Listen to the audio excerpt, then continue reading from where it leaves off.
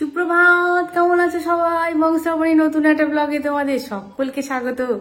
আজকে হচ্ছে Sunday, happy Sunday. আগেকার মতন সানডে হ্যাপি হ্যাপি হয়তো হয় না, কিন্তু তাহলে সানডে ইজ সানডে, বুঝলে? হাঁপিয়ে গেলাম আজকে। কেন বলো তো? গতকাল রাত্রেবেলায় একদম নড়াচড়াহীন একটা সুন্দর ঘুম দিয়েছি। একদম এক ঘুমে কটা বেজে গেছে জানো? এক ঘুমে বেজে গেছে 6:45। আমি চোখ খুলে দেখছি 6:45 বাজে। বৌদি তো 7:30 7:45 আগে আসেন না। 6:45 বেজে গেছে। না, তড়াক করে উঠবো না, রিল্যাক্স করে উঠলাম। আর এরকম ঘুম অনেক দিন হয়নি। কিসের জন্য ঘুমটা হয়েছে জানি না, ঠান্ডা ঠান্ডা ওয়েদারটাও ছিল। হ্যাঁ, বেশ ভালো ঘুম হয়েছে। আর কদিন ধরেই ঠান্ডা ঠান্ডা ওয়েদারটা যাচ্ছে। কুচুম আর ওর বাবা চলে গেছে একাডেমিতে, আসার সময় হয়ে গেল। এখন বাজে 7:45। সমস্ত কাজবাজ হয়ে গেছে, ঠাকুর পুজো করবো, করি রান্নাঘরে ঢুকবো। আর মাংস একটু বলে দিলাম, যাকে মাংস বলি আর কি, দিতে বলি, শম্ভুকে ফোন করে বলে দিলাম। কেননা কুচুম যাই হোক না কেন, এই রবিবার দিন দেখবে ছেলেপুলেরা একটুখানি মাংস গন্ধ না পেলে, একটু ঝোল দিয়ে না ভাত মেখে খেলে ওদের কাছে রবিবারটা রবিবার বলে মনে হয় না। আমাদের সময়ের জামানা ছেড়ে দাও, এখনকার সময়ের জামানা এসো। হ্যাঁ,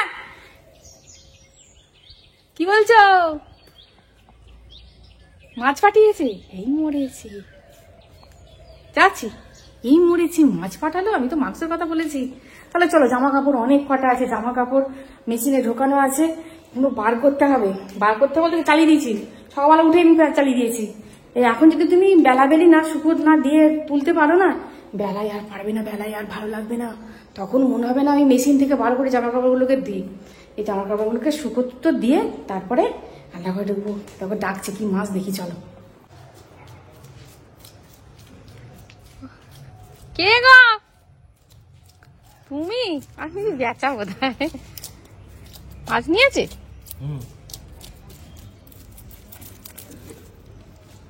আজকে আর মাংস বলে দিলাম, আজকেই মাছ। কাতলাটা সাদা সাদা লাগছে কেন? রান্না করে পাঠাবো কেন? আজকে নেমন্তন্ন, সবাই চলে আসবে। ওটা আরো সুবিধা তো। হ্যাঁ,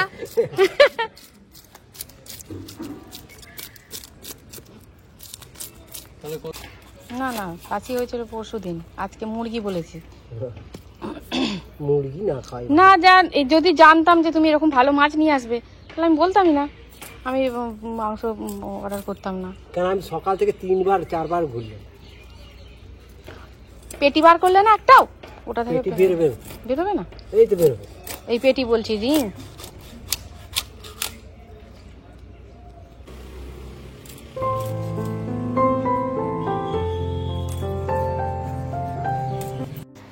আমার ফোনটা দিয়েছি চার্জে, প্রভুর ফোনটা নিয়ে ভিডিও করছি।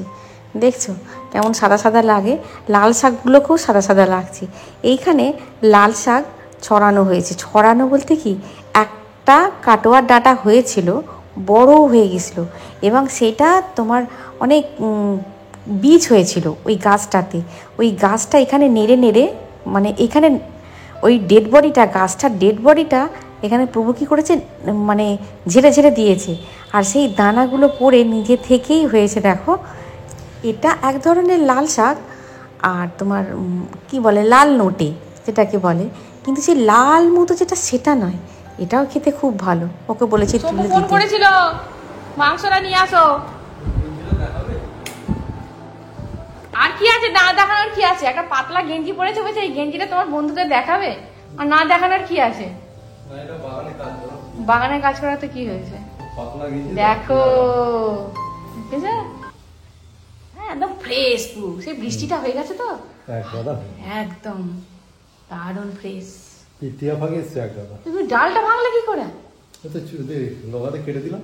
কেটে দিলে দিয়ে ডাল আবার পড়ে গেছে। এগুলো সব পড়ে পকেটে ভরেছি। দেখো, গোপালে রাখো, ওখান থেকে ছিঁড়ে গোপালে রাখো দুটো। গোপালকে দিচ্ছ? না, দিচ্ছি না। সোমু ফোন করেছিল, ও নিয়ে আসতে বললো মাংসটা। কি ভালো লাগছে বলো, ঝুলিয়ে রাখো। হ্যাঁ গো, হ্যাঁ, খাওয়ার থেকে একদিন ঝুলিয়ে রাখো, তারপরে খাবে। হ্যাঁ, ডাল ভেঙে পড়ে যাবে। হ্যাঁ, ঝুলিয়ে রাখো, দেখতে বেশ ভালো লাগছে। ব্যাস, ওটা তোমার হাত থেকে পড়লো না ছিঁড়ে পড়লো?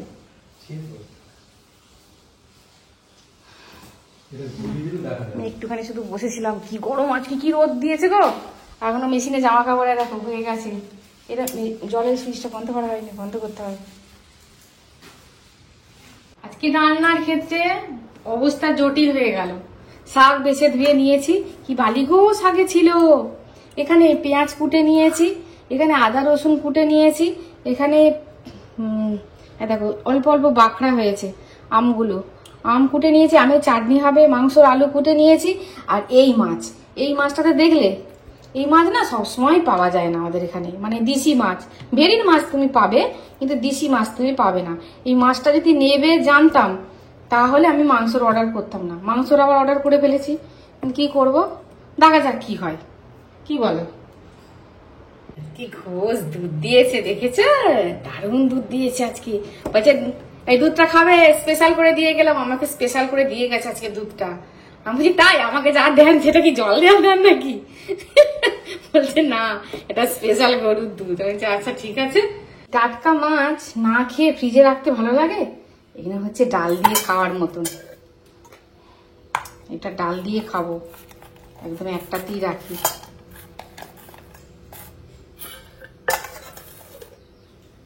আর 2 পিস না খেয়ে রাখবো না, কি বলো?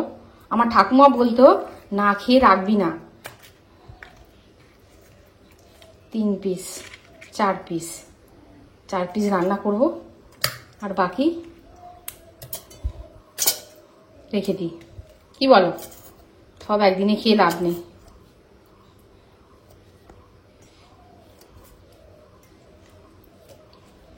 না, 4 পিস রাখবো না, 2 পিস রাখি। ট্যাংরা মাছ আছে নাকি, 4 পিস রাখি। এই হচ্ছে মেয়েদের সমস্যা, জানো।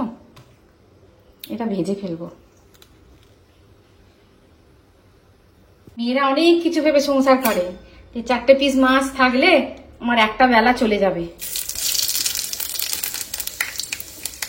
এই ভাবনা চিন্তা করতে গিয়ে মাথাটা খারাপ হয়ে যায় মেয়েদের, তো বেশিরভাগ মেয়েরাই করে। আজকে বাজারের দিকে গেছিল, পেয়েছে ট্যাংরা আর চিংড়িগুলো বেশ বড় বড়, একটা চিংড়ি বেশ বড় বড়। ট্যাংরা আর চিংড়ি পেয়েছে, দেখা যাক কি হয়।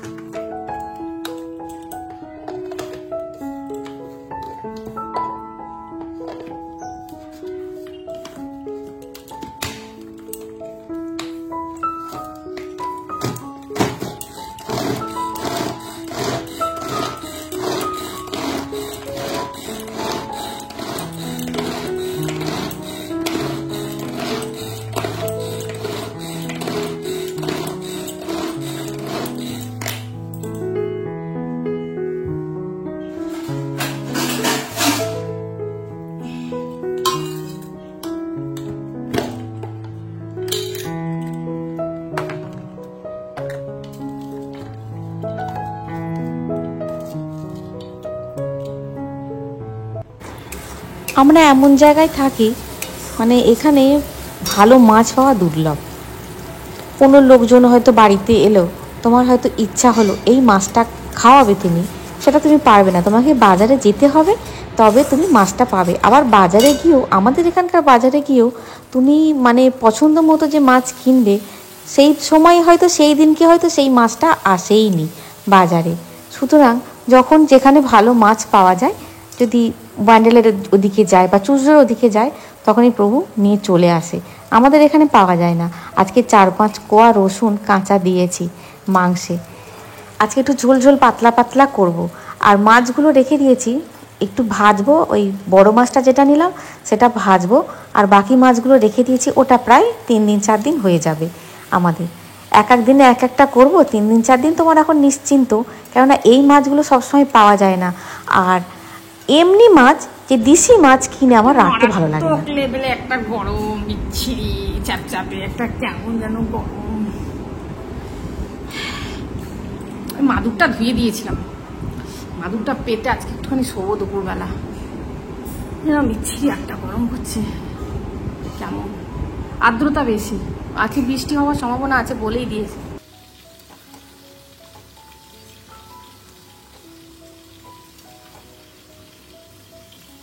বেশ দুদিন ঠান্ডা ঠান্ডা ওয়েদার ছিল, একটু বৃষ্টি হয়ে, আর মানে কি বলবো, আজকে কি গরম গো, কি কষ্ট হচ্ছে, আর কেমন একটা গরম যেন।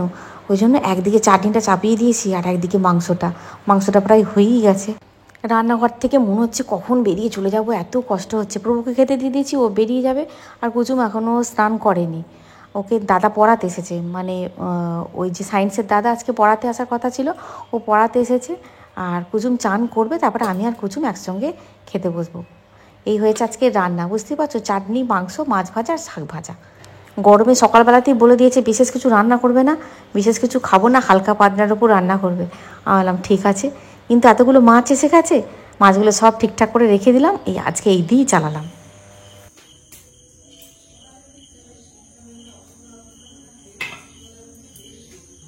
শুভ সন্ধ্যা বন্ধুরা। আমার সন্ধ্যাটা শুভ নয়, বিকেলের পর থেকে, বিকেল না দুপুরের পর থেকে কি গাঁটগুলো যন্ত্রণা হচ্ছে। কেন বলো তো? দুদিন ঠান্ডা ঠান্ডা বৃষ্টি হয়েছে, দুদিন ঠান্ডা ঠান্ডা ওয়েদার ছিল, আর আমাকে আমার ডাক্তারবাবু বলেছেন যে ঝপ করে ঠান্ডা জলটা মাথায় বা গায়ে ঢালবেন না, একটু কুসুম কুসুম মানে নর্মাল জলটা ঢালবেন। আর তোমার ঠান্ডা ওয়েদার ছিল তো, জলটা একদম মানে গরমই হয়নি, ঠান্ডাই ছিল। আমি ঠান্ডা জলটা তখন আর মানে চলে যাওয়ার পর, বাথরুমে চলে যাওয়ার পর আর মনে হয় না আমি জল ঠান্ডা লাগছে গো জলটা গরম করে নিয়ে আসি, তখন আর ইচ্ছা করে না, ওই জলই ঢেলে নিয়েছে। আর যদি গিজারটা চালিয়ে রাখতাম তাহলে তারা মিনিমাম সময় লাগতো, চালাইনি, কেননা কদিন ধরে গরম ইয়ের জল, পাইপের জল, পাইপ থেকে আসছিল তো, টান বয়ে পাইপ থেকে আসছিল, জলগুলো গরম হয়ে যাচ্ছিল। ওই ঠান্ডা জলটা গায়ে ঢেলেছি, গা হাত পাগলে যন্ত্রণা হচ্ছে, না ঘুমোলে কমবে না।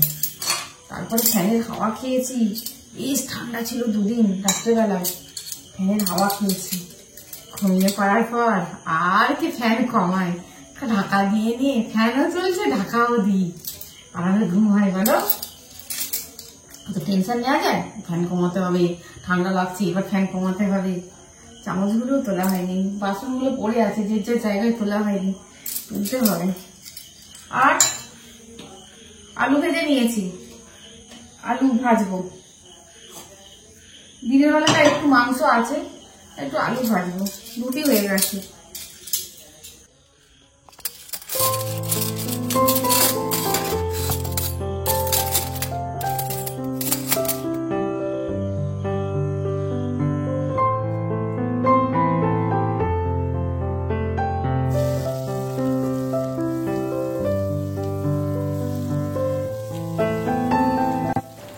চাকরি করতে গেলে 10টা 5টা ডিউটি বলো, তারপরে অন্তত নিস্তার সেই জায়গা থেকে। আর আমাদের গৃহিণীদের মানে অনলি হাউসওয়াইফ যারা, তাদের ফুল টাইম ডিউটি। আর রাত্রেবেলা তো মনে হয় না, যারা চাকরি করে তারা দেখবে ওভার টাইম করে, তাদের কি মনে একটা আনন্দ হয়, ওভার টাইম করলাম, একটা এক্সট্রা মানে এক্সট্রা কিছু পাবো। আর আমাদের রাত্রেবেলাটা ওভার টাইম হয় ঠিকই, কিন্তু কোনো টাকা পয়সা আমরা পাই না, কিছু করার নেই। মা কাকিমারা করেছে যে, মানে কি বলবো, সমাজ এরকমভাবেই তৈরি, এরকমভাবে যত সহজভাবে মেনে নিতে পারবো আমরা না, ততই ভালো থাকবো। কেন পাল্টাতে তো পারবো না। ভেবেছিলাম ডাল কিছু করব,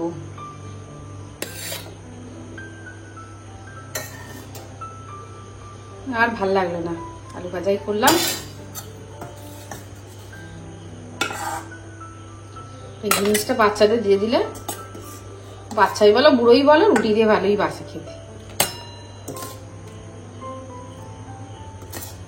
ওবেলা কতটা ঝোল করেছিলাম, আমি ভেবেছিলাম ঝোলটা বোধহয় খেতে পারবে না, ও বাবা সব ঝোল খেয়ে নিয়েছে। এই হয়েছে আজকে রান্না। কাটলি কালকে রাত্রেবেলায় ছাদেতে খাওয়া দাওয়ার পর মানে পাইচারি করেছি, এই গানটা পড়েওছি, কিন্তু তোমাদের সঙ্গে ভিডিও শেয়ার করব কি করে, খুব অন্ধকার, ওই অন্ধকার মানে ফোনের ক্যামেরা নিতে পারবে না। আর এই গানটাই মনে মনে হচ্ছিল, অত অন্ধকারে যে ভিডিওটা শেয়ার করা গেল না, তা ভিডিওটা শেষ করতে আজকে হয়ে গেল।